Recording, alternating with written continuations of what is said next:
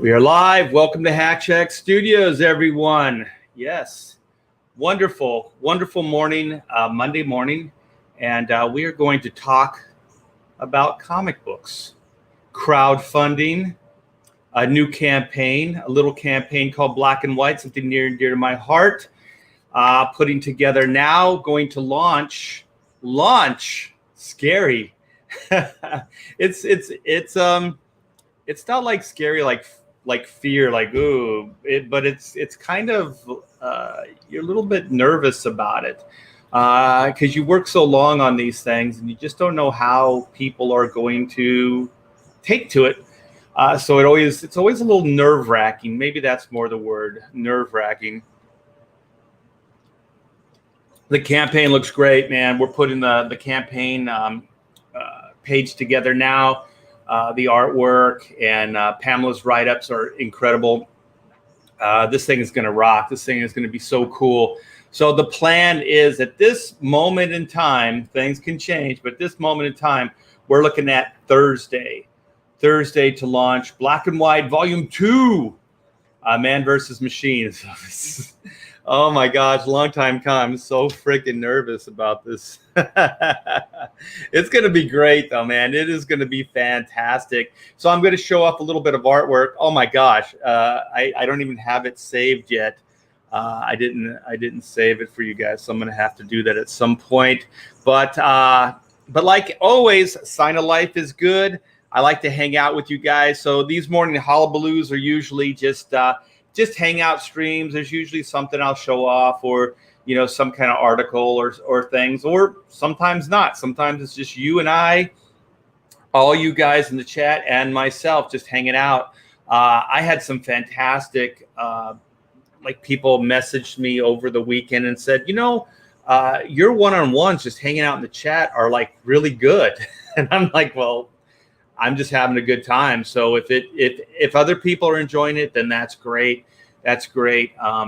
To be honest, I have absolutely no idea what I'm doing here on YouTube. I'm just kind of trying to do the best I can and try to be as entertaining and just personable, just let you guys know I'm an okay guy that draws comic books.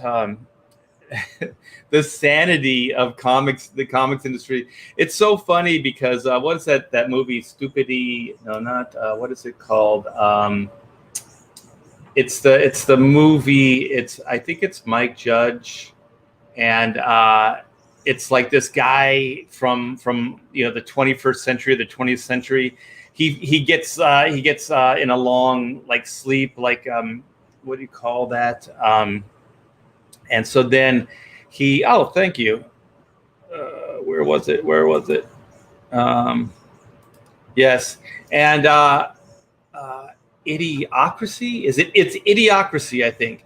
And so then the guy, is put into some kind of, cryogenic sleep and then wakes up in the future. And he's the smartest man in the world because based on the trajectory of the world, he remembers what it was like in the past. And so, he wasn't particularly, an intelligent guy of his time, but in the future, he is like the most intelligent. So sometimes, not that I feel like the most intelligent guy, but I do feel smarter than I ever did in my entire life with all the crap that's happening with this woke stuff. And just like, if, it's like up is down, black is blue, everything's changing, definitions, language, morality, everything is changing. And I just see through it, and I see it like it's just bullshit. Like I can see it so clearly. And I feel bad for people that don't have that perspective, not that I'm going to go off on this political tirade. But like I said, this is always like stream of consciousness stuff. And so I always think man, I'm really glad and lucky that I grew up when I did, because I do see past a lot of this crap. Not past it, but I see through it. And we raised our daughter to be the same way. And to be honest, I mean, she's probably going to veer from it, especially living in California still. But there's a guy on a motorcycle just zipping down the green belt over there. Um, and so she's probably gonna, adapt some of that, because she's at the age now that she's trying on a bunch of things. But I think she'll always come back. She'll come back to just the sanity, just seeing the world as just a good place fundamentally, and that these politics are just freaking nuts. I think eventually we'll get back around. I think things go in trends. So let's see what everybody has to say. We have Sheldon Martin. Yeah. Hey, what's up? What's up? I got so much I want to talk about. I'm all like, what do I talk about first? Leg kick. What's up, my friend? We got the Knucklehead. Good morning. Mornings. What is it? Statistical zero. I got to slow down a little bit. Nicholas Gear, or is it Gear? Hey, Art, seeing you were going live from your Twitter. For some reason, I don't get notifications from YouTube for your channel. It's weird. YouTube and Twitter are an enigma to me. I have no idea how they work. I just try to do the best I can. So I hear a lot of people say, make sure you're subscribed, like the channel, and hit the bell for notifications. So maybe those things will help. So that's if Nicholas is having a hard time, then I'm sure other people are as well. Let's see. Past Master said, had to hit the like first. Yes, please. I always appreciate a good thumbs up. So let's see. Earth. Good morning, Art. What's up, everyone? Morning, chat. What up, chat? Hyper Kaiju. Linkovich. What is up, my friend? Howdy. Hey, Joe Bernardo. Aloha, Art, and Pam, and Arrow, Inko. Arrow is downstairs. He's playing with the squeaky toy, so I don't know if you can hear it, but I can hear it. It's kind of loud. The Connect says, looking forward to the new book. Yeah, it's fantastic. I'm so excited about it. And I just got a message from Joe Thunderbuns this morning, and he's raring to go. So it sounds like he's in pretty good health right now. He's doing a lot better. And if you guys don't know, Joe is my co-writer on Black and White. And he came down with COVID, and it kicked his ass. And I'm sure at some point he's going to tell his story. But he's doing a lot better now, and he wants to get back in the saddle. So we still have 4 pages of a finale. I actually have them penciled, the layouts and everything. I just kind of have to run it by him just to get his okay. And then I have an idea for a stretch goal. I want to do a 4-page epilogue for Black and White. Excuse me. So it started off as a 48-page book, went to a 60, then went to 64, and it's probably going to be close to 70, 68 pages. And I'm not going to increase the price, you guys. It's going to stay the same price. So hopefully I'll give you more bang for your buck, and that you'll want to back it twice, back it often, like John Malin says. Let's see. Good morning, Health Chat. Is that Praetor 7? Let's see if I can get this one right. IG 72 Imperial Assassin Droid. Oh, that dude, is that dude from The Mandalorian? Yeah, that guy was cool, man. He went out with his boots on, with his robotic boots on. Dead Drop says, good morning, Health Chat. Let's see what Sheldon says. Long night. Looks like you're wearing your pajamas still. No, this is kind of like a beat up. It's a shirt, but it's just kind of a beat up shirt that I use for yard work. My wife says I can't wear good clothes outside anymore. I just destroy them. So, but Sheldon, you're sort of right. I did wear this shirt yesterday. So there you go. So there you, hey, Kevin, what's up? Kevin Thompson. Hey. We've come to snuff the rooster. What's with the color? Black and white. It's the black and white T-Bear, man. No color. Yes, love the art solo streams. Oh yeah, I clicked on that. Thank you, man. I appreciate that. Let's see. I might be pretty much caught up. Let's see. We've got leg kick, hyper kaiju. I've got all notifications selected. Thank you. Let's see what Kevin says. I didn't get notifications either. Also saw the tweet. Wow. It's a good thing I tweeted. I wasn't going to do that.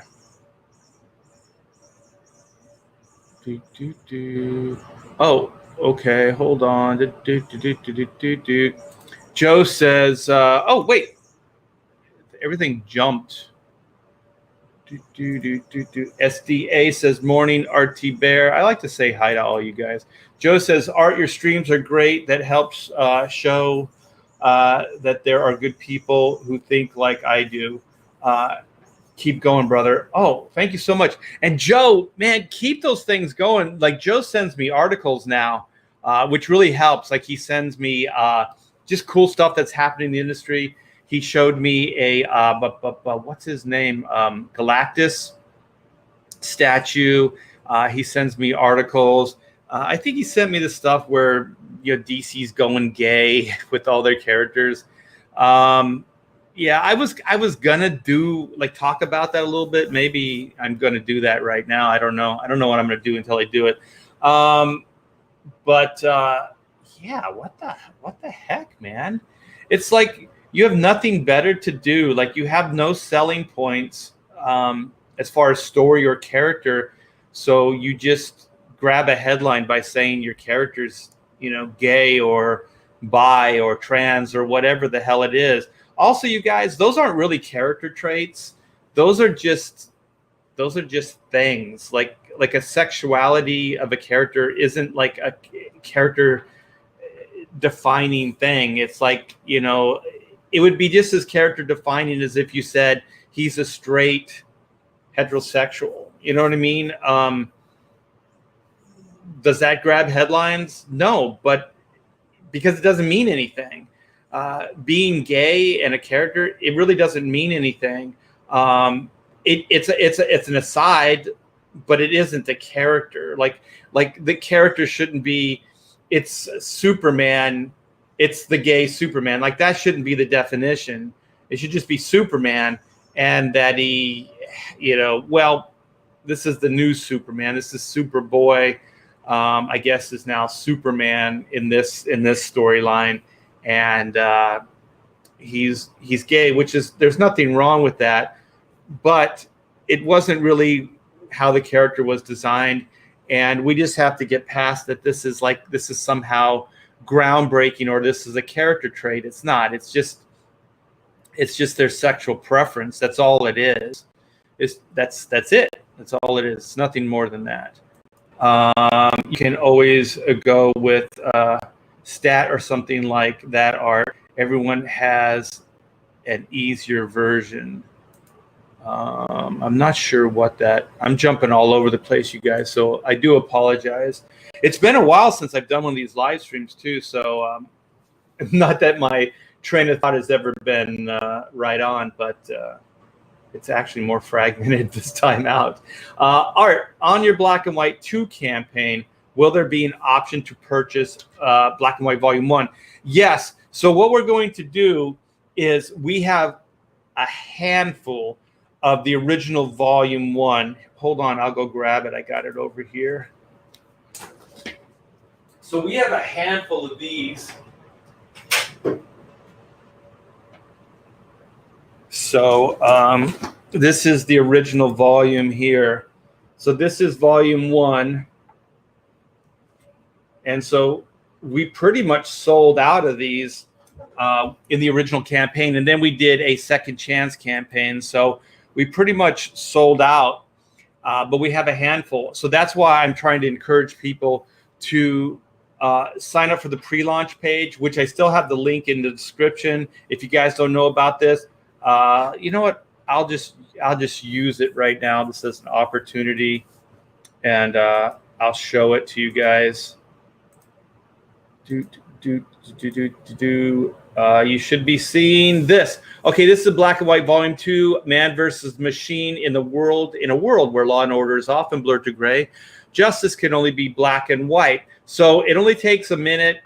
Give me your email address, and you'll be signed up for the mailing, the list, the mailing list, I guess is what it's called. Sorry, and so this will go out when we go live. This will you'll get a notice, and so you'll be the first to be notified when this goes live. So that's what I'm trying to say. And so by doing that, you'll be able to get those exclusives and those early birds quicker. So because they're going to sell out. So like the volume 1, the original volume 1, there's only a couple books, so those are going to sell out really quickly. But what we're going to do for everybody that's coming in, just so you can have a sense of, you know, the full story, is we're going to do a volume 1 with a new cover. So like a second printing version of the book. So and that will be at the $25 level, but the volume 1s will be a little bit higher. And so if you sign up, you'll get a free trading card. And this is the artwork right here. And this is myself and Stefani Renee, who did a killer job on this sucker. And yeah, so let's play the video so you can get a full take of what's going on here.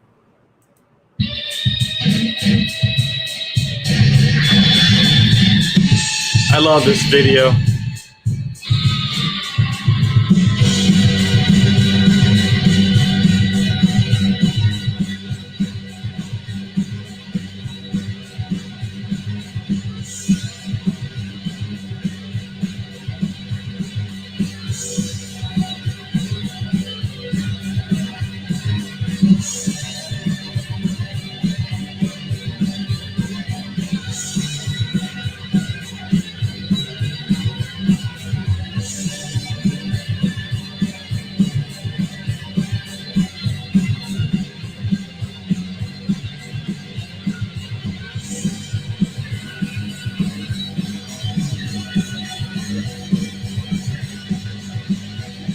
Justice can only be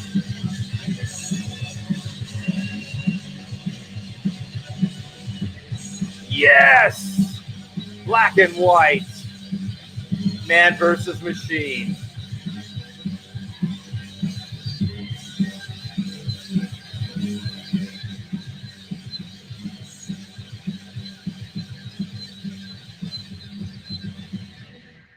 Yeah, so you guys come by. Link is in the description. Sign up now, and you can get that free trading card, and you'll be the first for all the exclusives and early birds. I was talking to Peter Gilmore, and they did a 72-hour like exclusive cover. So I've been talking to Pamela. We might do the same. So hopefully we get the print run up high enough to make it, because the printing cost, it's always better and less expensive if you have more to the print run. So let's see where we're at. I think I answered the volume 1 question. So yeah, we will have 2 versions of the original black and white volume 1. So there'll be the original version, which is this one here. And this will be at a premium, and these things will sell out quickly. And then we're going to have a second printing with a new cover on it. Oh, and you guys keep in mind, I'm going to show off some original artwork here too. I didn't get notifications. Oh, I already read this. Why? I hear snakes and raccoons. I don't mind seeing a raccoon. I don't want to see any snakes. I did a crazy perimeter I don't know if I told you guys, we got a new fence put in, no holes in it. And then there's this thing called a rot board. You put the fence kind of on top of that. So there's a rot board and it goes to the ground and it's thicker than just the wood slats for the fence. And then all the 4x4s that were holding the fence up that they cut down, I had them bury those underneath the rot board. So they're buried, there's 4x4s, they're thick, and they're all buried around the perimeter. And so then on top of that, I put this screening stuff so water can percolate through. And then I put gravel, like light gravel over it. And then I put heavy rock on top of that. So I know things can still get through it in time, but right now I have not seen a snake in the backyard in months since that new fence went in. So it's fairly snake proof at this point. Yeah, it's good to hear as well, man. From what I hear, it was a major battle for his life. So Joe is doing much better. Sometimes the notifications come after the stream has started. Okay. So hopefully we can get some more people in. Oh man, we do have buns in here. We got some buns. Let me see. Oh, we got Skits too. What's up, Skits? How you doing? Ready for Black and White 2? Hell yeah. In a world. Skits got some friends. Let's see. Past Master Skits was getting a lot of love from George. I don't know how to say his last name. Hey, F off is here. Now you know you got a party when you're effing off. Let's see. Stefani Renee is a humble master. That dude is so freaking good. And on top of that, I don't know if you guys know, but I worked with Stefani Renee probably 15 years ago or so. He did the original color work for Black and White, the 2 graphic novels that I did through Image. Yeah. So early Stefani Renee. There he is, Joe. Joe is in the chat. RT Bear, the albino has landed. Package secure, standing. Oh, cool. For a link. Well, let's do it. Let's do it, brother. Bum. The Black and White music is in my head. Yeah, that was the music was done by Red Gaze, and he has a book called Sunswarm. So I think it's in demand right now. So go pick yourself up a copy. Blurred to gay. No, that will never happen, Stephen. There is no blurring to gay in Black and White.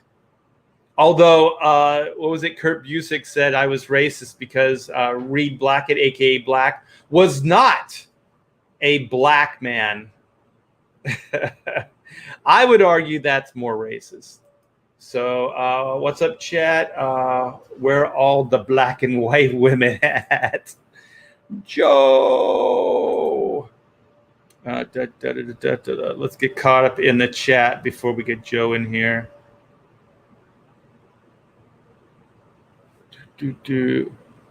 So he'll probably give a brief account of where he's been, and then we'll probably get to some black and white conversation, and then we will show off some black and white artwork. I don't even think Joe has seen this artwork yet. Oh, this will be fun. Okay, we got some Skits conversation going on. I think we're caught up. What's the link for Skits? I don't have it. So let's see what Pedro. I got some big Pedro Ang news too, and we're gonna do that a little later in the week. For black to be black would be very suggestive. I would argue it's more racist. I think Kurt Busiek is more racist for calling you that with that comment. I agree. Let's see. Okay, here we go. Oh man, it's dress up time, baby. I'm back. You look good, man. Thanks, man. I had a rough fight. I fought hard. Uh, won. Went through an interesting experience. Had my consciousness expanded a little bit.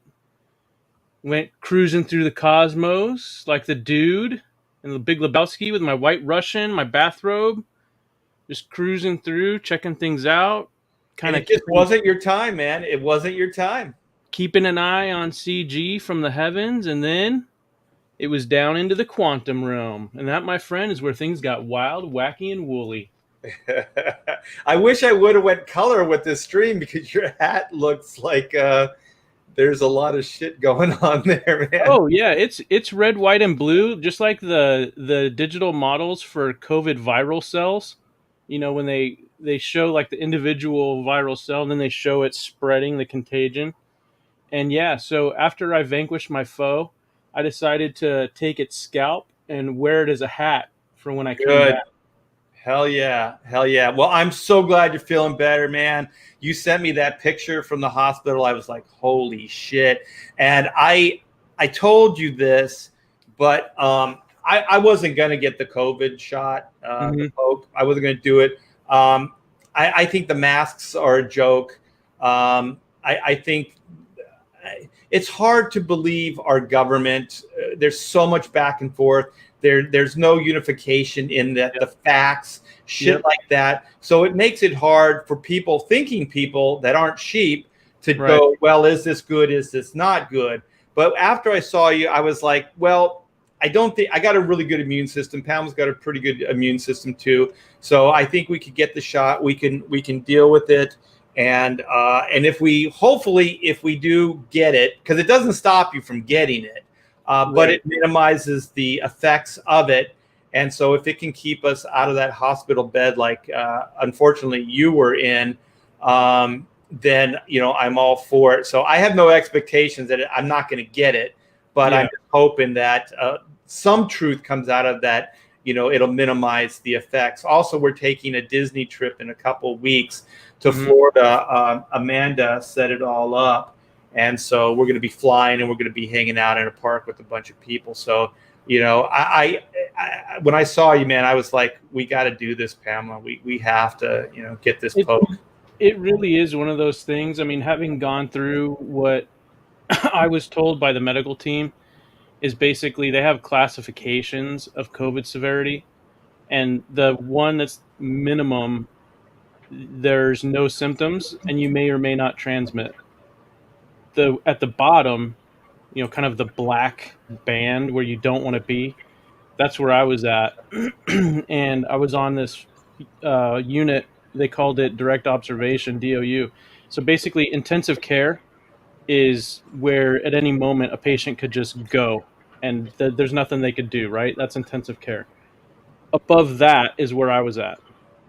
So in that unit, every patient on the floor, quarantine COVID patient, every room is sealed, and at any given moment, they expect you could either have another moment or you could go into cardiac arrest. So what happens if all of the diagnostic equipment says that you're crashing, immediately they send in rapid response teams, nurses to take care of the patient, whatever's going on, and they come running in, scalpels up, ready to carve.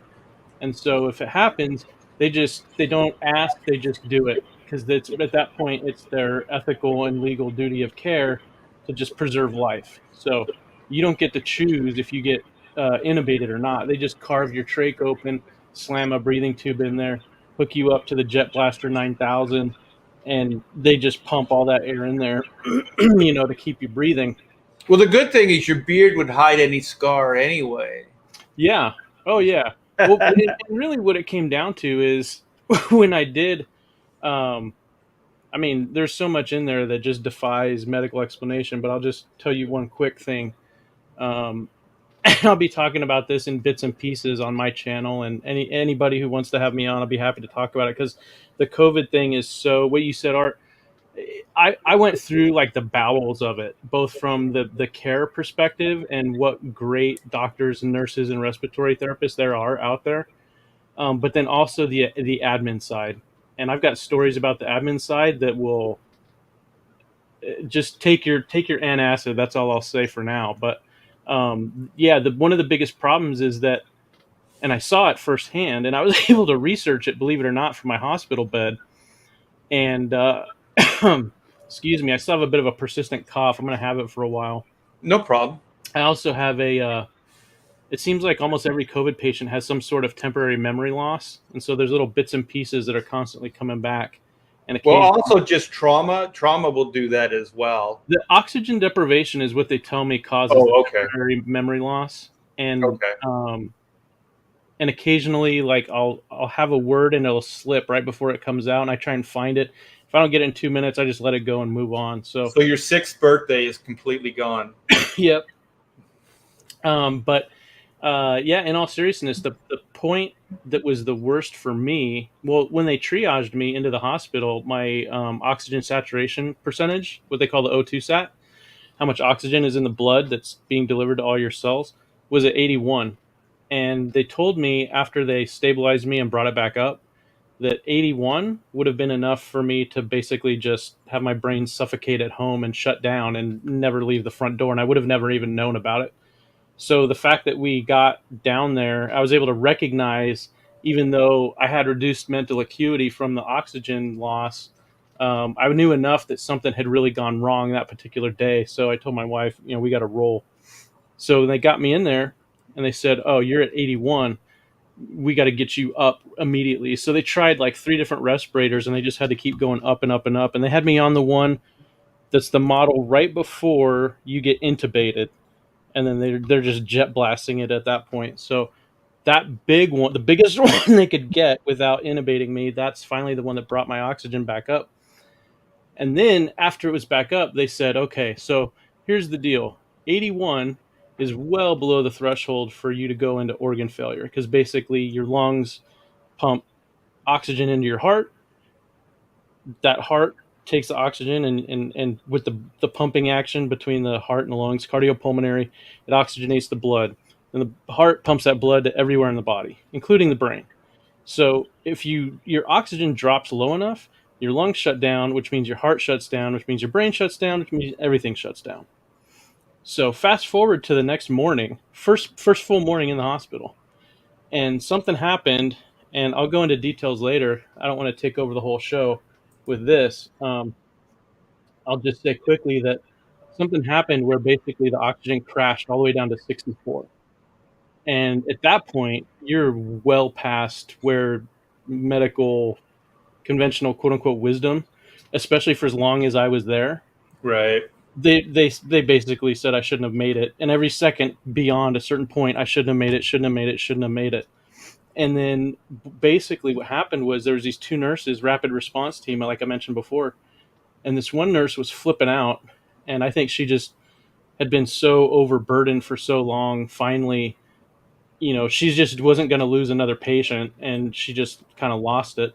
But this other nurse was calm, cool, and collected, and it was her voice, just still calm, just cut through everything, the fog in my oxygen deprived brain, the hysterics from the other nurse, and she just, that voice, man, that was it. And she said, "Sir, if this oxygen drops from 64 down to 63, we have to intubate. We cannot ask your permission. We just have to cut you open. Whatever it is you have to do to get that number up, do it now." And it was that moment where I just said, "Okay, I finally, after all these weeks, I finally have enough information to know what to do, to take control over my own health, my own future, really." And so from that point forward, it was just everything I had was about getting that number up and keeping it up. And I kid you not, Art, within maybe 10 seconds or less, that number just started climbing, and it just steadily worked its way all the way back up to like 93, 94. And that's when they finally felt calm. And then they stayed there to make sure it stabilized. And then it got up to either 95 or 96. And that's when they kind of, after about 10 minutes or so, they're like, "Okay, you had a really bad crash, but everything's come back.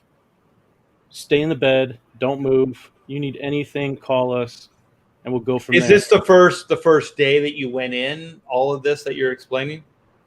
I got admitted on a Sunday night, and I slept a couple hours, and so by the next morning, it was maybe 8, 9 o'clock when something happened which caused the crash. Okay. I don't want to go into too much detail, only because it could go for your whole show and then another 3 hours, and I don't want to do that, because we're here to celebrate black and white too. But yeah, suffice it to say that it was the morning of the first full day I was in my room is when this crash happened, and then In again your room in the hospital. in the hospital, yeah, the quarantined room on the direct observation unit, yeah, sealed off from everybody the entire time. Couldn't see my family. Um, couldn't even talk to them for the longest time because I couldn't talk. It was all just Right. really raspy and bubbly from all the crap. And I had double pneumonia, by the way, to multiply the effects of the COVID. Yeah, I've had double pneumonia. It's nothing to it's nothing to take lightly. I've had a collapsed lung, and after my surgery, I couldn't breathe, so they Yeah, stuck tubes down my nose and all that other good stuff. So I don't think I mean, I did come close to death with the collapsed lung, but I don't think it was what yours was, man. I mean, but I can sympathize with it, and I know what it's like not to be able to freaking breathe. yeah. I mean, your collapsed lung was actually worse than my double pneumonia because at least they had me on stuff that tried to keep the inflammation in check and stuff to try to bring up all the sludge that was in my lungs from the pneumonia. Yeah, that's when they put that thing in my nose. You could see that. Oh Yeah. my god. And Yeah. so that was bad enough, but then when you multiply it by the severity of the COVID, that's really where it got overwhelming. Because it just kind of, there was a day where I didn't realize how bad I had it, and I didn't realize I had pneumonia at all. I didn't feel like I did, and that's one of the problems is that Yeah. oxygen deprivation from the COVID, it completely warps your perception. It warps Yeah. your ability to, you inside, you think you're totally lucid and you're 100% clear, but because your data processing ability is gone. I think it's a guy thing too. I think guys muscle through shit. My Oh, I dad agree was with having that. a heart attack and was still mowing the back lawn. And Yep. then when he stopped, he went in the house and just collapsed. You know what I mean? Like Yep. I do the same thing, man. I'll muscle. That's how I got the double pneumonia, where I was just like, yeah, everything's fine, everything's fine. And then before you know it, you can't breathe. Like it's Yeah. undeniable. And then sometimes it's too late at that point. So, how long were you in the hospital as like the total stay? Well, I was supposed to be in there when they discharged me. They said, we told you in the beginning we thought it might be a couple months that you'd be in here, like Oh two shit! or 3 months. And they said, now that we're letting you loose, we can tell you that after you crashed, we thought you'd be in here for maybe 6 to 9 months. Holy shit! It To takes answer that your long to to kick answer it. your question, Art, I rolled out of there in 1 week. Fuck! Pardon They my French. Holy shit! they can't. There's nothing in the medical lexicon to describe what happened to me other than basically say everything from this point forward is impossible, and here's all of the diagnostic data 6 times from Tuesday from every possible angle, and it's all cataloged, documented, video evidence, multiple eyewitnesses. It's all there. So You willed it. You willed it to happen, and anybody never underestimate that just will to live, man. the Yeah, mind is the most powerful part of the human body. yeah, yeah. I learned you just, when you're jacked up like that, you kind of do get metaphysical, and you get in touch with stuff that Mm-hmm. you didn't know existed. And it's weird because, yeah, it's like you can't really prove it to anybody. So when you talk, you kind of sound a little loopy. Well, But it does exist. I mean, I had an outer body where I floated out of my body in the hospital room, and then it was like Spider-Man. I floated to the ceiling, and I didn't go through the ceiling. I kind of stopped, but I was like this. yeah, And then I remember I flipped myself over, and I looked at myself back down in the bed, and I was like, holy shit, these are good drugs. yeah. With me, I had a similar experience with me, it was one moment I was laying there just death warmed over, and then the next moment there was, the way I described it to my wife was that there was like a void, and somewhere above the void was life, and somewhere below it was death, and somewhere to the sides was the universe.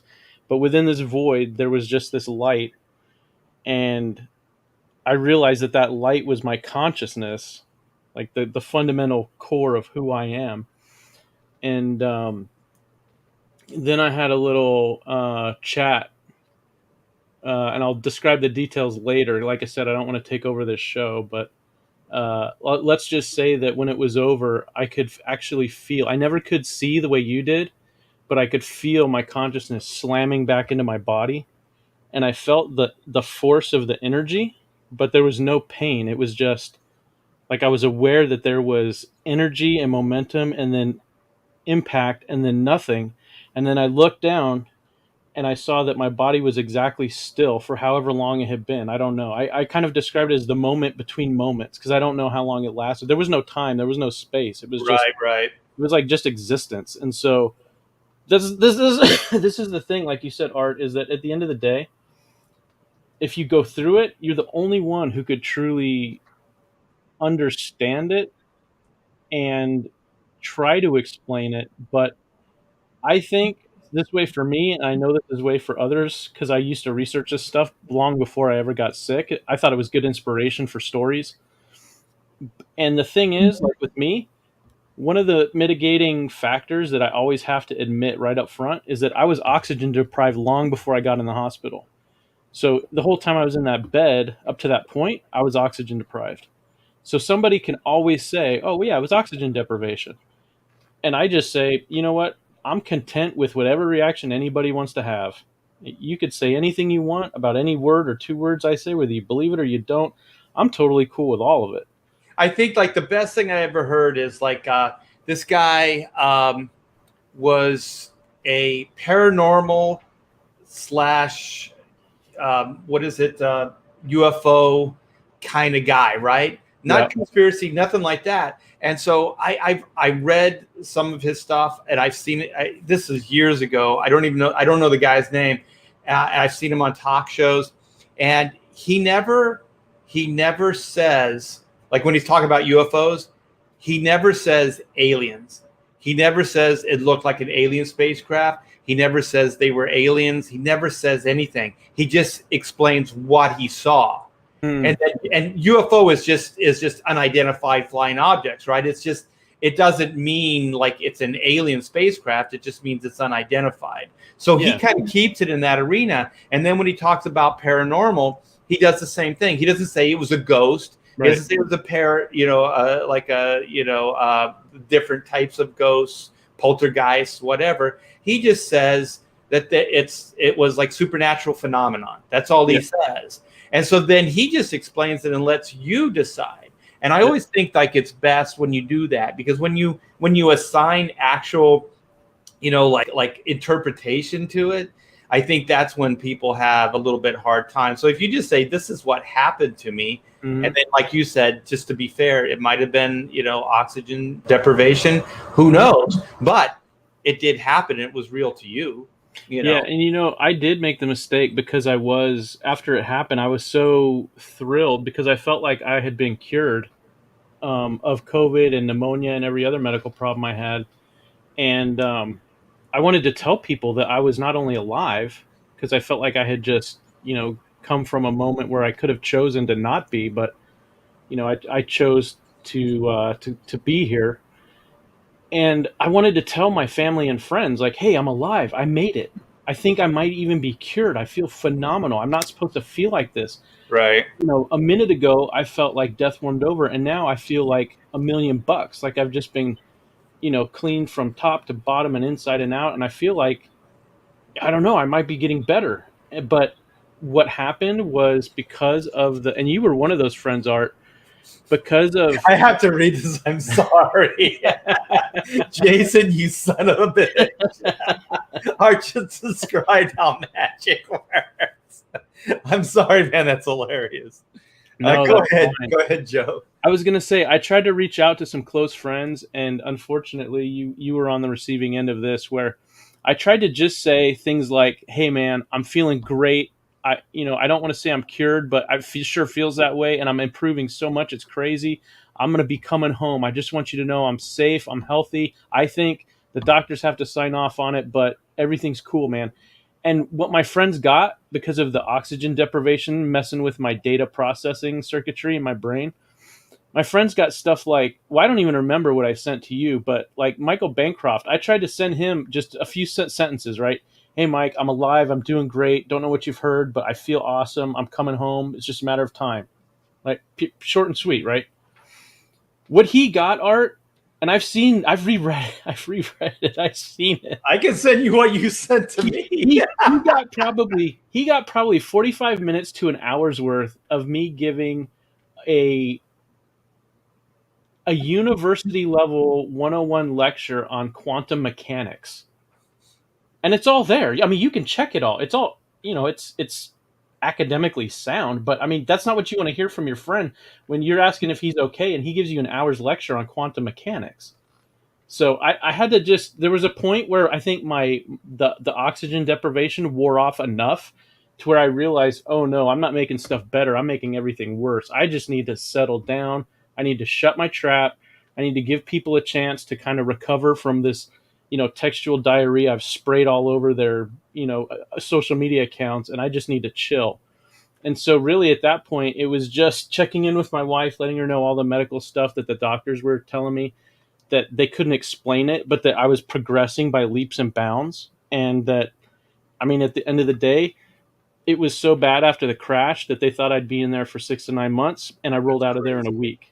That's crazy. Yeah, that's so phenomenal. We are so happy to have you back, and you gave me like it was like a double whammy because there were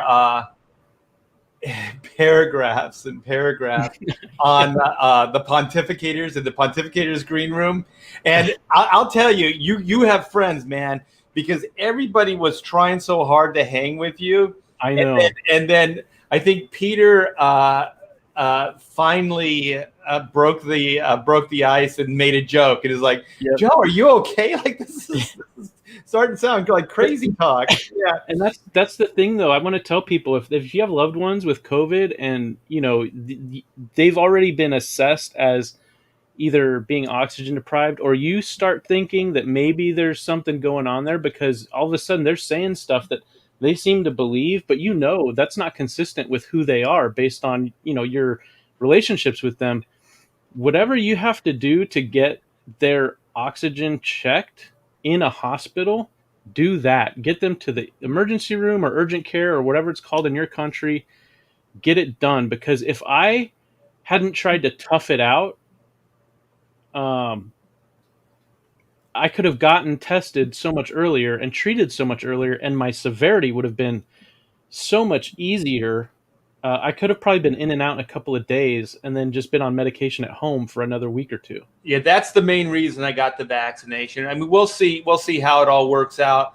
Hopefully, I never have to experience any of this, but yeah, just to minimize the severity of it, because like she's got health issues that, I mean, her immune system may already be compromised because of what she's fighting. And for me, I Yep. have like most chest cavities are from here to here. My chest cavity is like this. Yeah.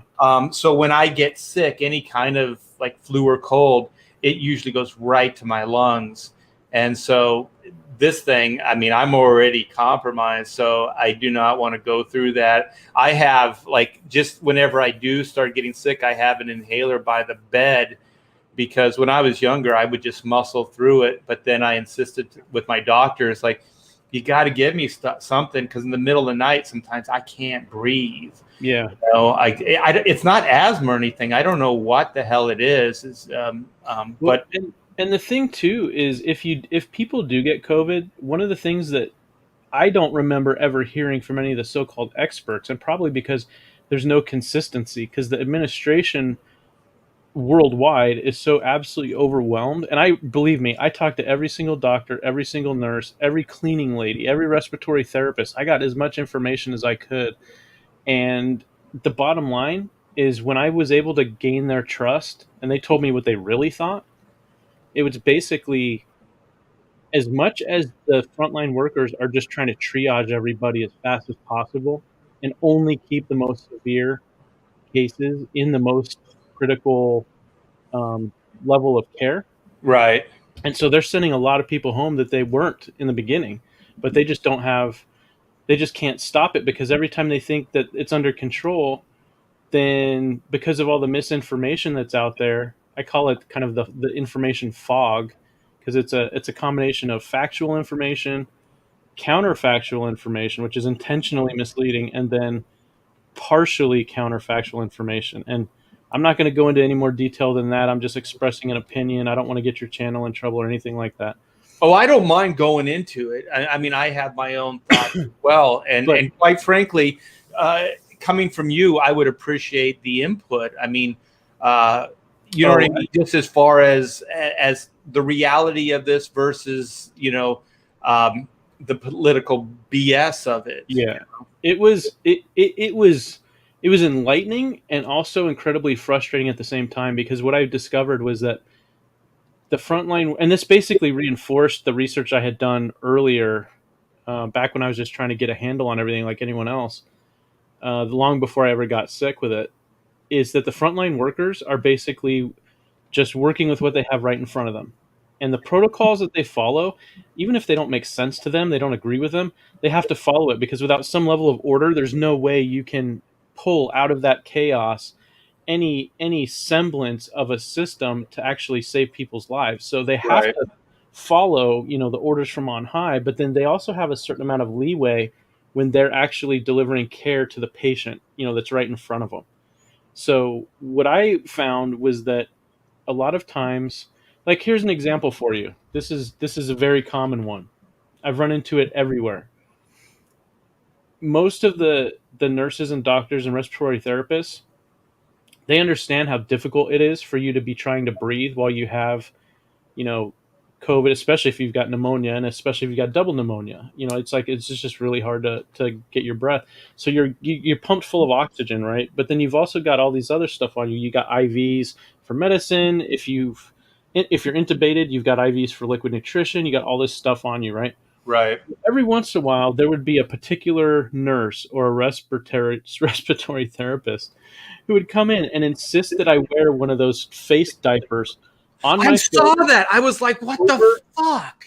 over the cannula, which is delivering oxygen into my, Right.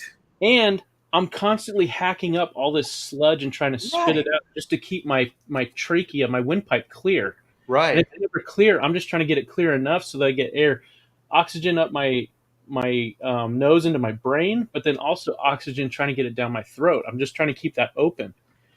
And there was 2 times where I ran into some, just absolutely dedicated, fully programmed sheep who is like, this is protocol. I'm not going to get in trouble for violating protocol, so you must do this type of thing. And once I recognized that was the mentality, art really, it was a mental thing. I was like, okay, is it easier to struggle to breathe with this thing knowing that I am getting oxygen to my brain and all the numbers say I'm good? It's really just an added layer of discomfort is what it boils down to. Would I rather do that, or would I rather try to convince this person, to just chill out? And I knew it would be impossible to convince them. Well, So the thing is, you also realize you have absolutely no. That's the worst part about hospital stays, as far as I'm concerned. You have no say, and you really have no power. So you are at the mercy of whoever is taking care of you. Some people are sweet and nice, and some people are absolute assholes. And I remember, I mean, I've had long stays in the hospital, scoliosis, the broken leg, the collapsed lung, all that stuff, and I remember going at it with this woman, and then she just goes, "All right, you have to go to the bathroom, right?" I said, "Yeah," and she goes, "Good luck," and she just walked away. And my crutches were across; they were because she was handing them to me, and she just said, "Good luck," And so, I was like, fuck. So, I did. I got up, I grabbed the crutches, and I got to the bathroom. But man, she was just like, fuck you. You know what I mean? Like, you're gonna argue with me. I'm gonna show you who's boss, and you're gonna fly right.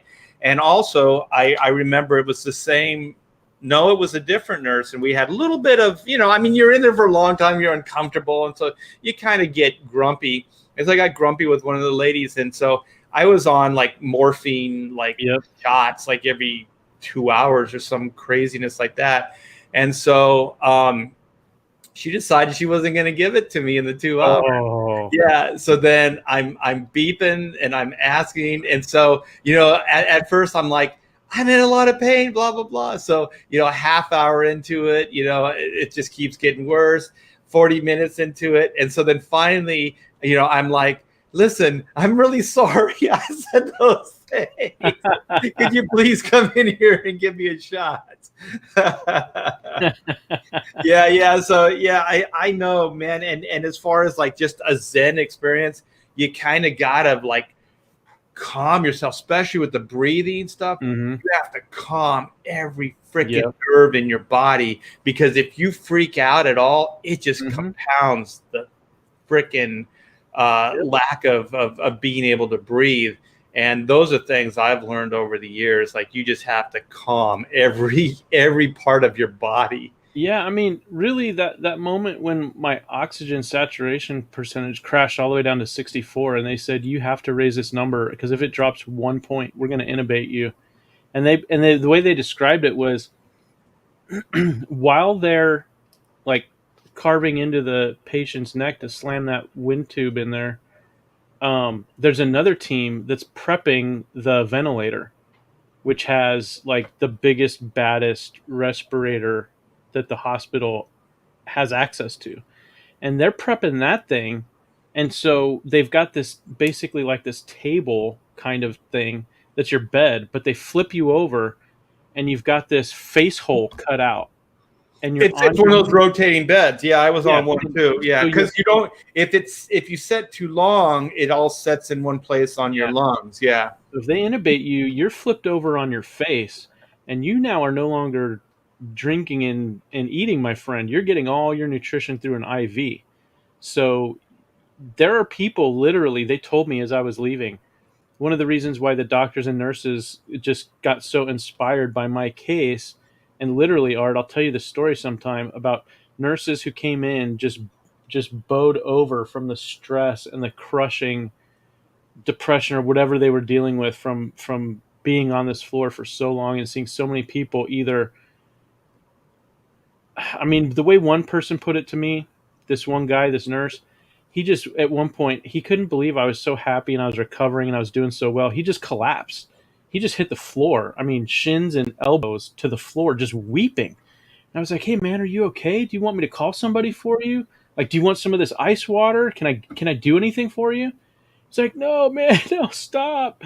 You're not supposed to ask if you can take care of me. I'm supposed to be taking care of you." Oh my gosh. And then I swear, Art, I'll skip to the chase. Well, let me read this real quick before it goes away. Oni64 says, "I like hot nurses that clean up the poo poo or the pee pee." Yeah, well, either one. I mean, they're both pee and double P's. As long as they're thorough, right? Yeah, you don't want any chafing. No. So this guy, he was this nurse. He was a real cool dude. We hit it off immediately. And he just collapsed. He's like, "I'm supposed to be cheering you up. You're not supposed to be cheering me up, man. Don't talk anymore." And I'm like, "Okay, if you need anything, just let me know. Otherwise, I'm just chilling." And then he kind of pulls himself together and he goes, "I'm sorry, man. That's not supposed to happen. But I've all of 2021," he said, "every single patient, either they go that way to get intubated, and then I don't see them again, but I just know that they're in there languishing for 6 to 9 months, or they go the other way, which is to the morgue." And he said, "You are the first patient in all of 2021 that has actually recovered like this in front of my eyes. And I don't know how you did it, but or what, or how you, I don't know how you did it, and I don't know how to explain it. All I know is it seems like a miracle to me, and I'm so overwhelmed with happiness right now that I just don't even know what to do. So I just talked with them for a little bit and kind of, oh, well, so here's what I did, Art. Every single care worker I had, I basically introduced them to Comicsgate. And by the time they walked out of my room, they were a Comicsgater, and they had an offer from me to get a free graphic novel of the Outliers Volume 1, uh, cost paid by me, shipping paid by me, delivered to their front door. And if they like the book, then I told them to contact me again, and we'll work out a deal to where they can get comics and graphic novels to anybody that they want in their family or their Well, friends. throw in a black and white volume 1 and 2 as well, man. Yeah. Those, It's amazing, and anything we can get back to these people, yeah, some small way, I would it's the say least we can do. out of probably a dozen people total in my medical team, because the night before I left, they actually sent me to like a low level of care. So if the Comicsgate nurses uh, feel free to draw one, Pedro. I'll even tell you, I had a redheaded Russian, red hair, blue eyes, world traveler who was just a firecracker. So if you want to draw her up and give her the CG nurse tag, be my guest. She had a body that wouldn't quit. So anyway, yeah, I was able to recruit some new comics gators. They're doctors and nurses, and I couldn't get the cleaning ladies to actually accept the offer of the graphic novels, but they're CG, believe me. Um, but yeah, the Well, rest they didn't go through the Wikipedia filter. They actually got it from the no, horse's mouth, man. So yeah. yeah, yeah. So I mean, it was just one of those things where I genuinely felt happy. I genuinely felt like it was the best day of my life every day from that moment on. Well, And it's so, yeah, because it is. When I came out of the surgeries, the leg, I was hit by a motorcycle, so there was a lot of damage other yeah, than just my leg being snapped in two. right, But then, like a year later, I was in the hospital again with scoliosis. And when I came out of that, Joe, I was thankful. yeah, I was so thankful, and I was thankful it happened too, yep, because when I was in the hospital, a girlfriend of mine, because you're in there so long, she knew I liked to draw. She got me a sketchbook, and she knew I liked comic books, even though I hadn't read them as an adult, in years. And so she brought me a stack of comic books to read, and a sketchbook and some drawing tools. yeah, And that's all I did when I was in the hospital. And so when I got out, and the doctor told me, you can't go back to the life you had, because right, you can't be a physical laborer. You can't do those things. I was just like, this is a blessing. This is like a sign. You know what I mean? Because if I wouldn't have departed from that path that I was on, I would just have been content just being a 9 to 5er. You know what I mean? That would have been my existence. So I do feel like in some way it was divine intervention. yeah, It had to be that harsh. It had to be that intense. Otherwise, it wouldn't have knocked me off that path. You know what I mean? So sometimes these things, are good. So now you know exactly what you need to do. Comicsgate is the way. That working on these independent comics, such as Outliers in Black and White Volume 2, this is the way to go. This is your yeah. calling. Oh, and Art, one of the other things this whole experience did, and you can tell me if you went through the same thing. Um, because I told them when they asked me how I was doing, I would say things like, I'm having the perfect day. I mean, this is the best day of my life since my youngest kid was born. And I meant it. And they could see that it was sincere. Because you're alive. Yeah. And what they didn't realize at the time was that I no longer felt any of the symptoms that I had when I rolled in there.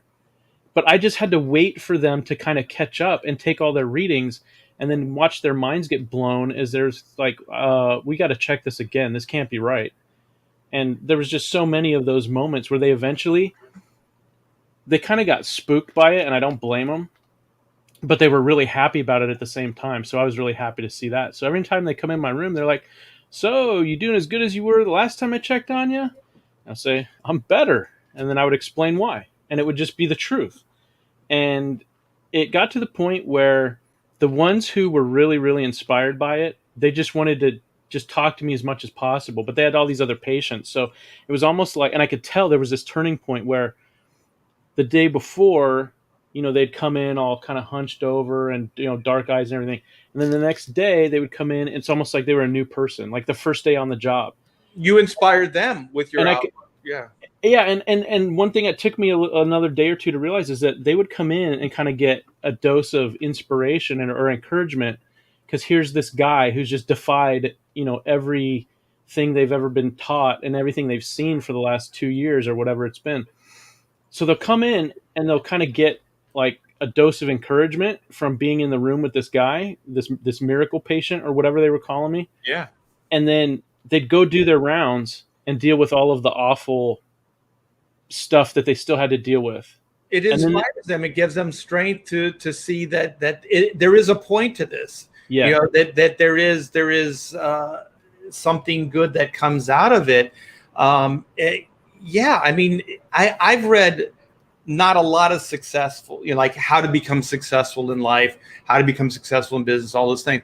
Gratitude is, they say, is the key to everything. To know that nothing is guaranteed. If somebody helps you or somebody does something, that is, that is exceptional. That's icing on the cake. That is not the norm. And to be able to recognize these things and to be able to move forward with those things. And you had gratitude because every day you were breathing, you were like, I'm thankful I'm fucking alive. yeah, You know what I mean? Like, I'm thankful to be here. I'm thankful to be able to talk to you guys right now because you had perspective. And also that goes how you point at your head earlier on. I mean, all you have the lights and everything, but like you were like, it's mental strength. That's how you get mental strength. Gratitude. This is not the given. You could die.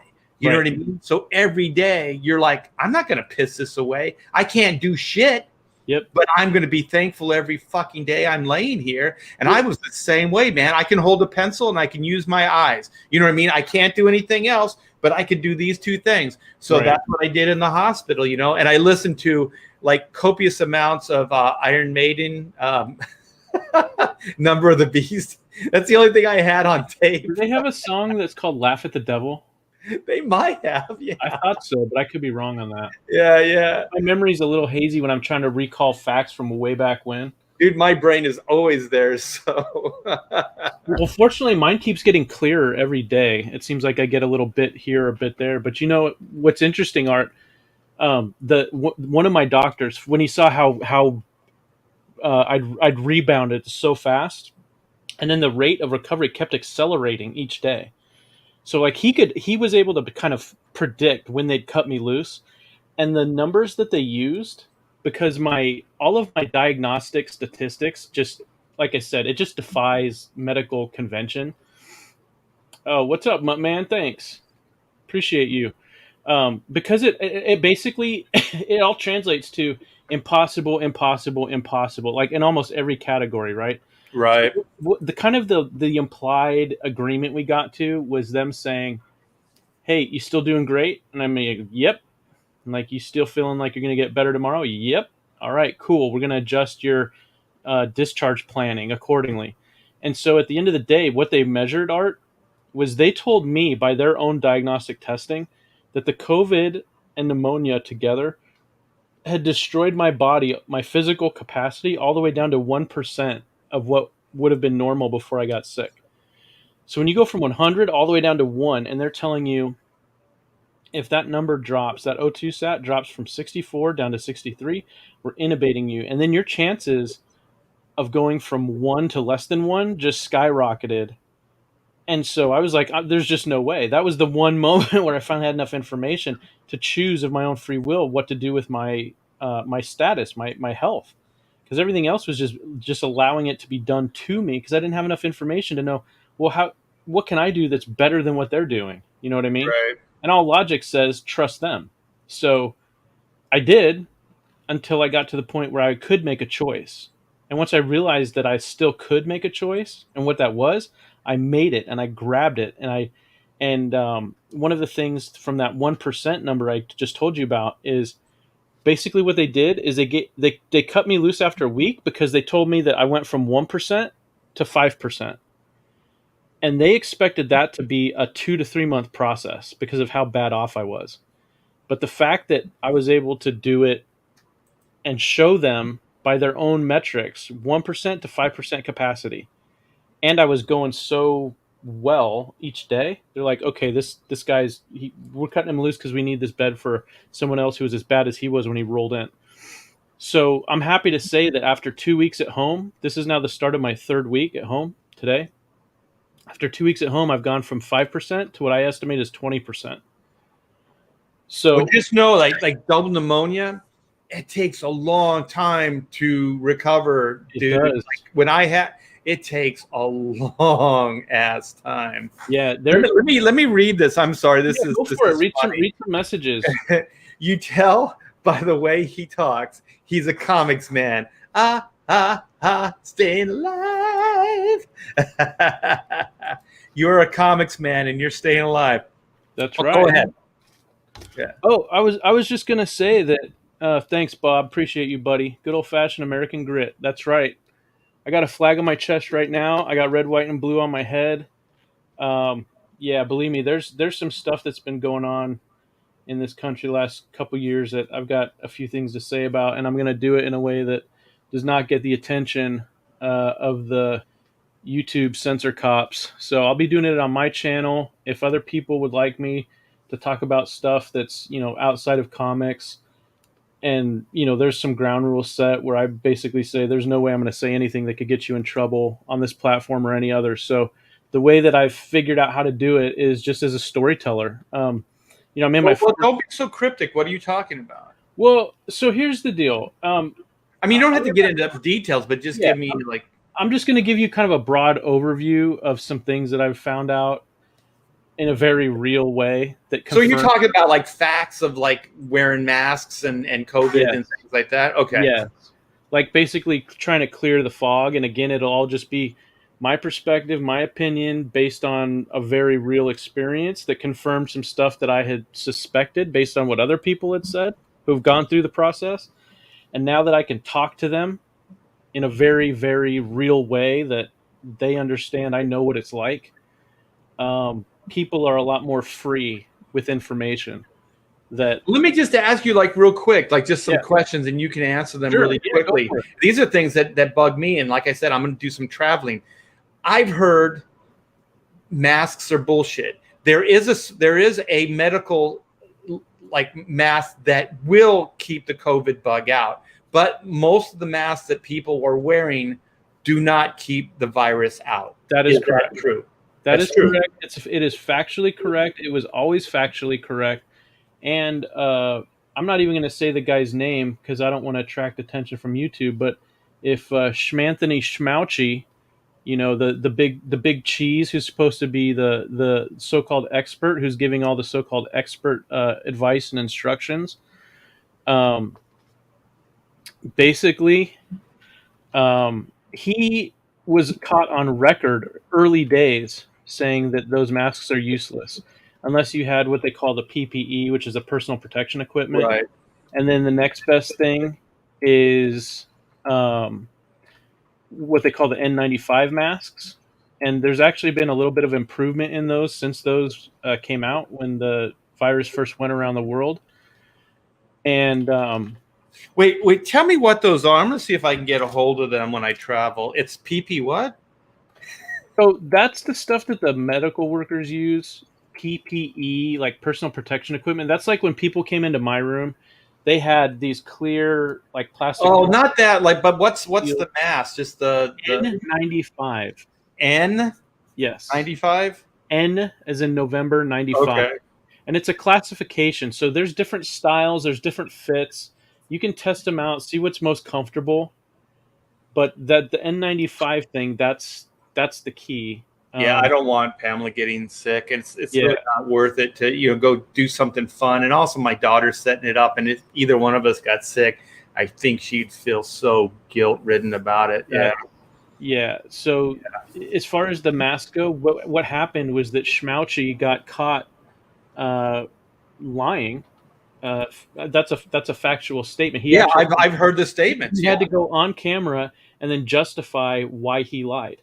And his justification was because they, quote unquote, never more specific than that, as far as I've been able to tell, or quote unquote, we and they, it's always as vague as possible from what I've seen, is that um, they didn't want to cause a panic.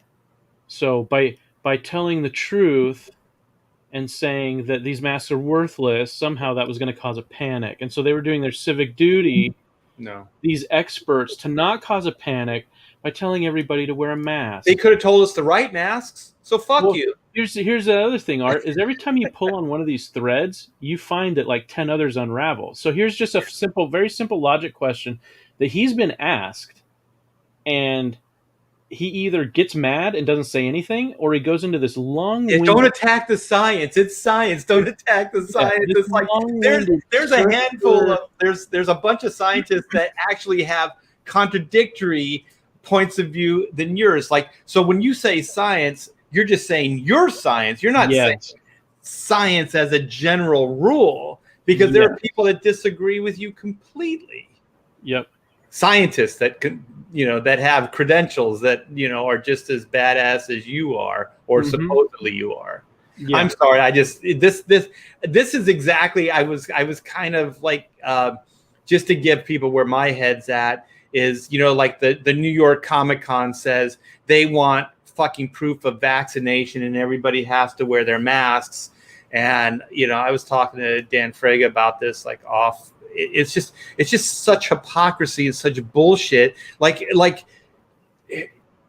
by not giving people truth, and by not giving people exactly how they can take care of themselves, that's neglect, and you are not doing your job. You are not protecting the population. You are spreading lies that will not help anybody.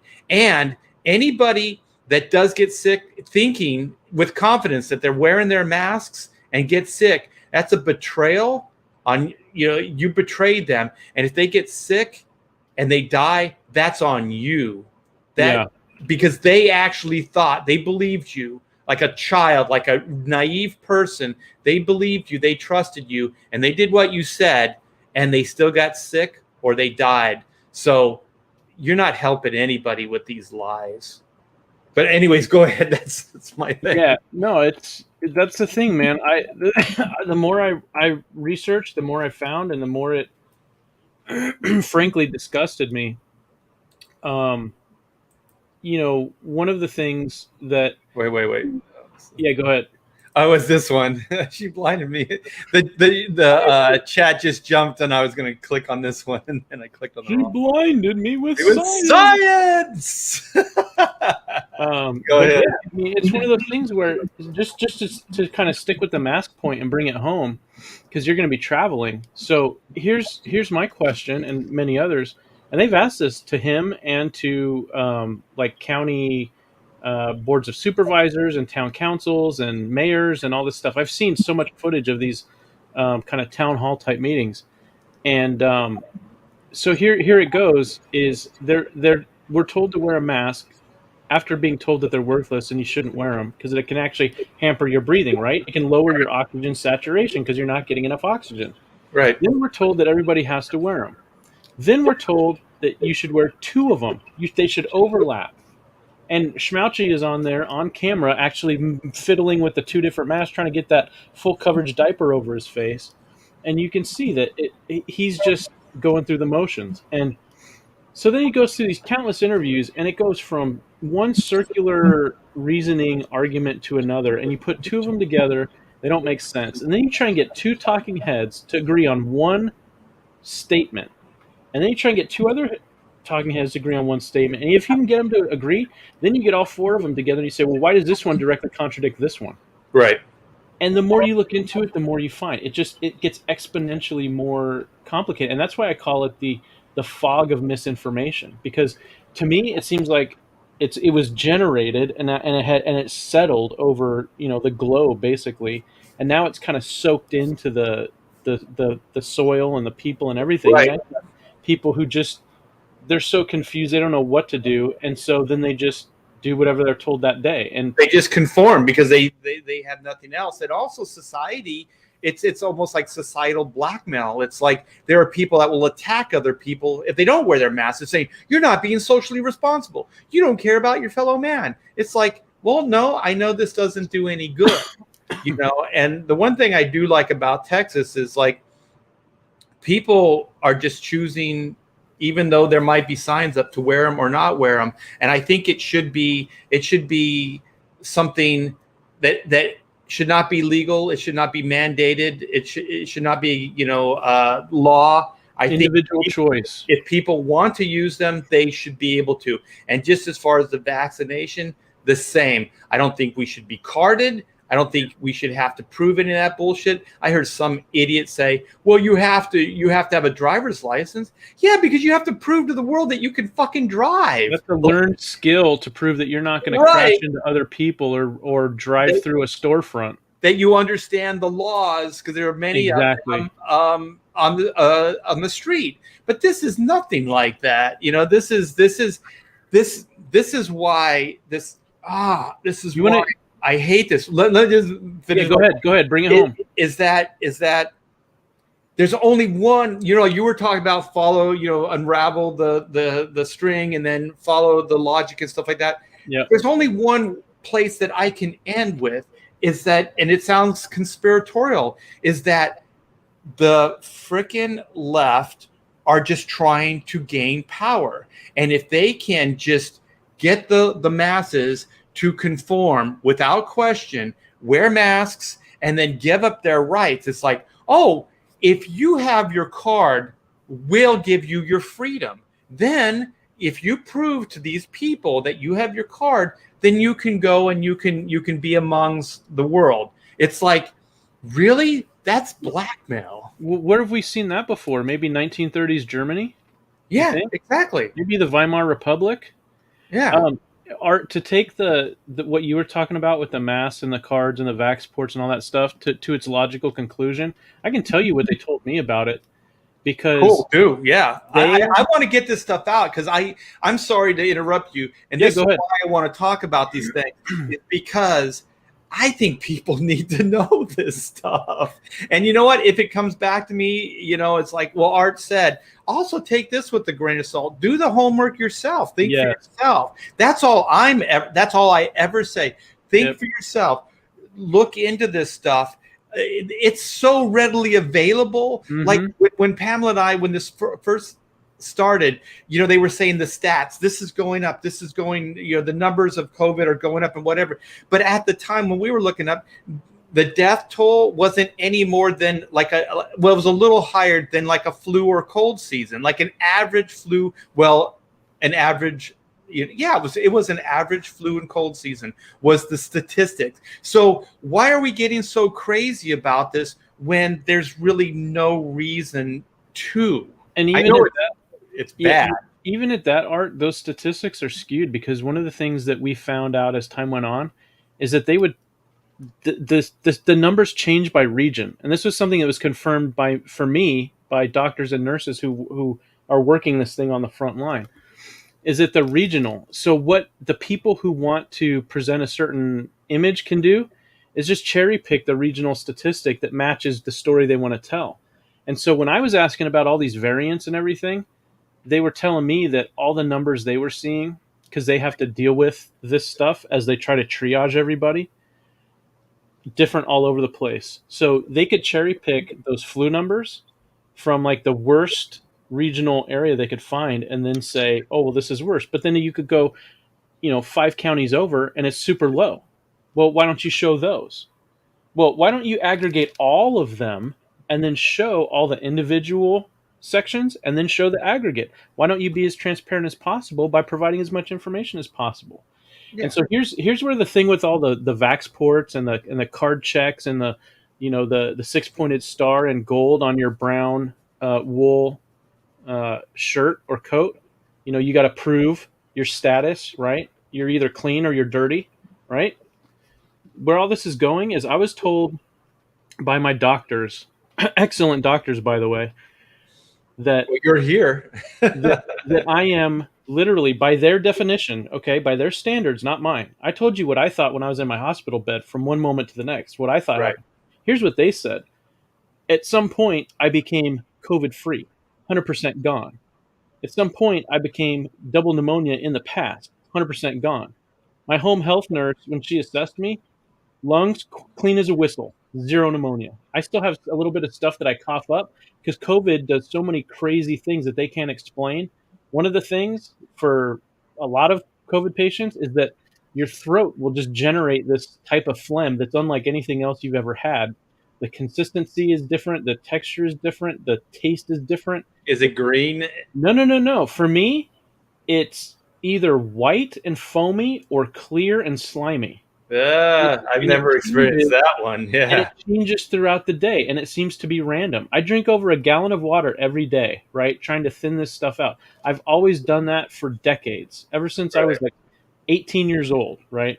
And it's because I heard horror stories of a friend's relative with kidney stones, and she was never drinking enough water, and she'd have to go to the hospital and get them operated on, like our friend Dan Frega, right? Right. Well, she would have to do this multiple times per year. And I would just say to her, why don't you drink more water? If they're telling you that drinking water is going to prevent this or at least reduce the severity, why don't you just drink more water? It's easy. Shut up! Right? All right, fine. I asked a question, you gave the answer. I'm not going to push. Right. But I just started drinking a gallon of water every day because at the time I looked into kidney health and other related stuff, and they were like, if you drink, you're fully hydrated all the time, it's very, very difficult unless you have some kind of disorder for this stuff to happen to you, right? Right. So I come into this whole COVID thing drinking that much water. Art, I kid you not, I bumped it up to about 2 gallons a day once I was hospitalized. And I had them having 3 pitchers of water, ice water, full at all times, plus one of these 40-ounce steel tumbler water bottles. I was filling the urinal bottles, I kid you not, more than a pint at a time. And I was just watching all this stuff just get flushed out, flushed out, flushed out. And even then, now, 100%, they tell me I'm 100% COVID free, 100% COVID immune, right? I still got this weird stuff that I'm Because is this true? If you get COVID, you're immune to that strain of COVID, right? Here's what I found. If it's a milder strain, yes. What they told me after the severity that they measured all the way through, and then they measured that it was gone, and I can't even tell you how many times they cross-checked and cross-corroborated all of these different evidential data points. And I had multiple eyewitnesses in my room. I mean, it's been exhaustively gone over. At this point, Art, I kid you not, I'm guessing either my records got disappeared along with the Ark of the Covenant at the end of Raiders of the Lost Ark. They're in that big warehouse. Moved into that warehouse in an unmarked crate, or I have unfortunately come across situations, and I've talked to people now, and at least one person, mano y mano, confidentially. So I'm not going to say who it is, but let's just say that, in my opinion, that in certain situations, hypothetically, I've been told that if they really don't like the way your records look, they'll quote unquote fix them and not tell you about it. And the only reason this has been discovered is because of whistleblowers within the medical industrial complex who are saying, no, this is too far. We're not going to. It's totally true. I believe it 100%. Pamela's or Amanda's fiance works at a hospital as a nurse, and he said if somebody comes, they test. If somebody comes in either DOA or die there in the hospital, they test them for COVID. Yeah. And so if they test positive for COVID, even though they're dead, Yep. the statistic is this person died with COVID and or of COVID. I don't know how they word it, but it goes into that statistic as far as COVID death. It's like, if there is no conspiracy and there's no cover up and there's no bullshit to try to control the population, then why the hell are these things happening? This guy's not prone to lying. You're not prone to lying. the No. people you're talking to have there's no reason they would lie. Nope. There's no vested interest in lying. They get nothing out of it. Nope. So this is all bullshit. And somebody brought up, I love looking at like Rand Paul, Mm-hmm. his Senate hearings and stuff like that. That dude's so right on. There are people that are fighting the good fight, you guys. The other one is Ted Cruz. Like it's like Rand Paul and Ted Cruz and is it the governor of Florida and even Texas? Oh, DeSantis? DeSantis. These guys are fighting the good fight, you guys. So there are people that are getting the word out and fighting for us.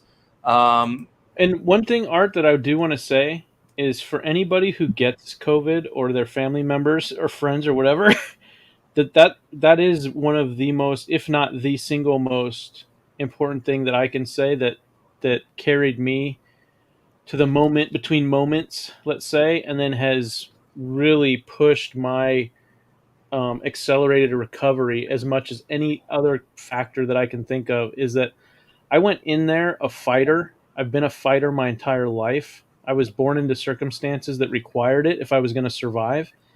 And so that's all I've ever known. And whether it's with bare knuckle barroom brawl or it's just rhetorical debate or whatever it is, I've just always been a fighter. And so what I had to do, and I'll tell you kind of real quickly, I'll step you through one of the things that just it shows how bad the administrative side of it things are is I had to fight literally every step of the way just to get a doctor's phone appointment, to get a COVID test, to get the test results, and then to get approved to try to speak to a doctor after that about treatment. But because of the admin bureaucracy problems, I ended up, when I started to crash when I was at the house, I just told my wife, we got to roll. This is not good. And she got me there safely in time to get admitted. Now, but here's what happened.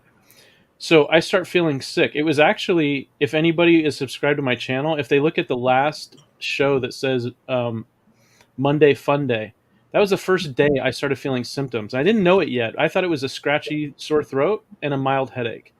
I just did the show, no problem. Thought I'd wake up tomorrow feeling great. And I didn't. And so throughout that week, I gradually got worse. And so at some point, maybe a Wednesday or Thursday, I stopped co-hosting the Bancroft show because I was too sick. I didn't want to show up and, be a downer. Well, so at some point I get to the thinking, okay, now I think I might have COVID. I think I have enough symptoms that are severe enough. I still don't have the classic combination of them, but there's enough here. I think I'm going to go ahead and get a test. I kid you not, Art. I call up to get a test, and she says, oh, well, we can get you the vaccine instead. And I said, oh, I'm sure you could, but that's not why I'm calling. I'm calling to get a test. Oh, well, I'm sorry, sir. You have to have a doctor authorize the test, but we can get you the vaccine, no problem. You can just roll right up and get vaccinated. I'm like, okay, well, thanks for the offer, but that's not why I'm calling. So if I have to get doctor's approval, that's what I'll do. Okay, sir, but the vaccine, click. So I get through to my doctor, and of course I have to go through bureaucratic red tape to get to them. Well, it turns out my doctor, who I had trusted and who really liked and who'd been my doctor for years, had left the medical group, and no one in admin had notified me. They didn't tell me that she was gone. Yeah, I had that happen twice already. Yeah, it's happened to me at least 4 times since we've been with. Well, twice since we've been here. Oh, since okay. Yeah, it's happened more. Yeah. So, so I'm like, okay, well, what happened to my doctor? Where'd she go? Oh, well, she left. Okay, well, when did this happen? Oh, well, we can't tell you that. Okay, well, so how do I get a new doctor then? Last time I had to go through this whole process. Oh, we've already signed you one, sir. Oh, you assigned me one. Right. Well, I have no choice. You think I might have a say in that since this is my health we're talking about? Oh, well, yeah, I understand, sir, but it's just that's the system. It just automatically assigns you one. Okay, great. Well, let's get this doctor that's been automatically assigned to me without my knowledge, without my permission, without me knowing anything about this doctor. Let's talk to them and see if maybe we can get a COVID test ordered, since it seems like that's the thing to do. Oh, sure, sir, but would you like to get vaccinated today? No, I wouldn't. This process, Art, went on and on and on. And every single time I had to fight my way through the insistence that I should get vaccinated, even up until and including a conversation where I had already been tested positive for COVID. I'd already talked to a doctor who said that, or the doctor, I should say, had orders in my chart to call him so we could have a phone appointment to discuss whether we could be treated at home or have to go into the emergency room. So I'm calling the admin number to get the appointment with the doctor. And I kid you not, at least 4 times she tried to convince me to get vaccinated while I have COVID in my system, confirmed by the test and the doctor. And she's trying to push me to get shot up with even more of it. And I finally told her, I said, I've been tested positive. My doctor says I have it. My doctor wants to treat me. I'm trying to get a phone appointment to talk to him. And instead of putting me through, you're telling me I should shoot up even more of the stuff into my body. I said, I'm not doing it. You're not going to talk me into it. Now either get me the appointment or get me someone who can. Oh, I'm sorry, sir. I didn't mean. I just wanted you to have the information available to you. Great. Thank you very much. Now let's get the appointment made. That's the thing is, it's like, listen to what I'm saying. And once we do what I want done, then maybe we can do this other shit. But you're putting this as a priority. You're putting this in front of what I need. Don't forget who's paying for what. Like, I'm paying money to you for care. But anyways, dude, I gotta start wrapping things up because I gotta get back to work. I do appreciate this, Joe, and I'm so glad that you're doing better. Did you give the people the expected launch date, or is that still under wraps? It's going to be this week. Like I'm thinking Thursday. I got some things lined up, and if everything lines up the way I'm hoping, it's going to be Thursday. Sweet. At the very the earliest will be Thursday. If you want me on camera, I'm there. If you want me in the chat, I'm there. If you want me promoting it around the social medias, I'm there. I'm doing it all week. So since this was kind of a cool, getting Joe back in the saddle kind of show, I'm still going to show the piece of artwork. So I don't think you've seen it either. I'm going to show that off before we take off. But maybe we can do some more. Maybe tomorrow. I'm going to go on every day. So maybe we can talk about some of the story points and just working together and, just some of that fun stuff. I love behind the scenes conversation. So, we can do that. So let me, oh shoot, I still didn't even find the artwork. I still don't have it. So if you want me there on launch day, wherever you're going to light this rocket, let's get our schedule synced up offline. And then wherever you need me to be, whatever you want me to do, I'm there. Okay, I'm thinking I'll probably do one in the morning, and then I have something planned for the evening, like a bigger channel. Let me see. Here we go. Here it is. So it's a big file, so these things take a while to open up. But oh gosh, I'm such a perfectionist. I've done. I did this cover before this that I showed you, but I was like, I think I could do better. So I just kept pushing it. So let me see. Oh, it's up now. So let me go here and I'll screen share. Yeah. For me, it's such a process, just the creative, I get ideas and I have better ways to do things down the line. So so this is the cover to volume 2. So this is at the colorist Stefani Renee said he would do the color work. Sweet. So he's working on this right now. So what do you think? What do you think? I love this, man. You really added a level of sinister to JC that was not in here before. Yeah, I figured too that this was a little bit of a tease and based on the theme. Because when I did the other cover, I didn't have the Man versus the Machine title for the story. I remember. So I figured this might be a little bit of a teaser with what's happening to him. And then you can see the circuit board behind him.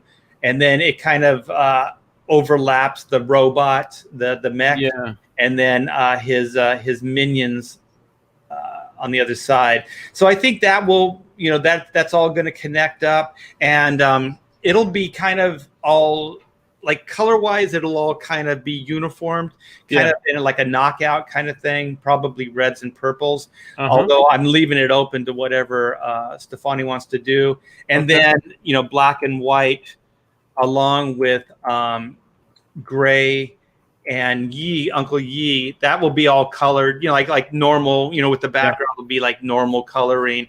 Right. And I didn't really, this became more story oriented after you and I started developing the story, because I had that other cover done before. Yeah. So then I was like, I'd really like to get Uncle Yi on the cover. With his baseball bat. Yeah, and he's got a baseball bat. And then you and I were talking about like, Gray's gonna have like a crazy EMP launcher. Yeah. So I can't wait till people. Oh man, I can't wait till people can ask some questions about like how much you wanted to crank things up as far as scope and action and drama and everything. And there's so much that we'll be able to talk about, but some of it people have to ask the questions, because otherwise it's I don't know. To me, we can talk about it, but if people are already, let's say we launch and we do we summarize stuff and we present it and we promote it and all that. To me, my favorite part of this process is when people take whatever they get out of it and then they start imagining what might be. And then they start asking questions like, okay, so I know what I think that might mean when they say they blew up the scope and the action and all that. If they cranked it up to 11, well, does it mean this? And then we can, answer the question. And I think with this story, honestly, I think most of the time the answer is going to be bigger than that. Think bigger. Right.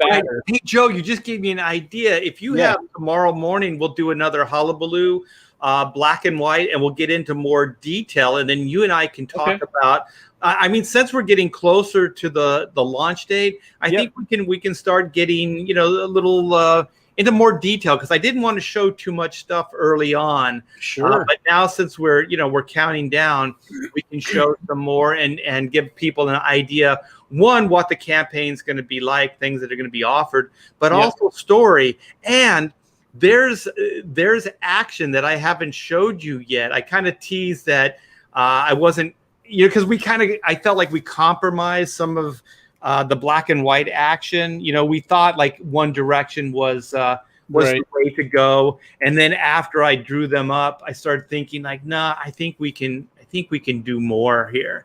I remember when I went from like sick to really sick right before I went to the hospital, that you and I had just a brief chat, and you told me where you were going to go, and that sounded cool to me, and I was just waiting to see, where you ended up with your layouts, and then I was going to come back in. Like for people who don't know, our process is very, very back and forth, like ping pong players with a volley. Yeah. So like one of us will serve, and that's like the beginning of an idea. And then the other one will return serve. And then we just volley it back and forth. And we're kind of constructively critiquing it as we go along. And we're adding to it and taking away from it. We're just kind of working it. And then when we have something where we both go, that's it, then it's like, okay, this is a possible thing that we might use. And we kind of put a bunch of those all side by side. And then we say, okay, for this scene, after everything has come up and where we know the story's going, which one of these is going to work the best? And then we just start the volley again. And that's how we kind of hone in on what works and what doesn't. Because the thing is, like, sometimes an idea that you think is great is just the start of the idea. It's not even like, it's not exactly where it would go. And I think since we are only beholden to ourselves and our supporters and stuff like that. But at this point, as far as the story development and things like that, we're really only beholden to ourselves. So if we want to take a little extra time to try to, even entertain a thought that might not pay off, but sometimes those ideas lead to other ideas. We had sessions, Art, where we we accepted and rejected the same idea several times, and we ended up saying, okay, well, it's great in isolation, but it just doesn't work in the grand scheme of the entire story. And then so we would kind of put it in the discard pile, and then we would work our way through like 10, 15, 20 pages. And then one of us would say, hey, you know what would work great here? If we took that idea that we discarded, we bring it back here, we knock the corners off, and it'll slide right in. And now it fits because there's a different context, because you Yep. created a different context for Yep. that to fit. And I love this process. I hope you're having a good time, because I know Oh, I am. absolutely. Yeah. Absolutely. It's like the blue sky, like there's potential. There's all kinds of ideas. Where it gets tougher is when you have to start narrowing things down and you have to start choosing. But also, like what we've done is we just chose to not compromise the story. So it started off as a 48 page, then went to 60, then went to 64. And I think with epilogue, it might be more like 68 pages, We even talked about the possibility of going 72 if we had to, depending on some of those action beats that you were telling me that you really wanted to pump up for Reed and Whitney. So, yeah, we've basically worked with total flexibility around the details while having an absolutely rock solid structural foundation for the whole thing.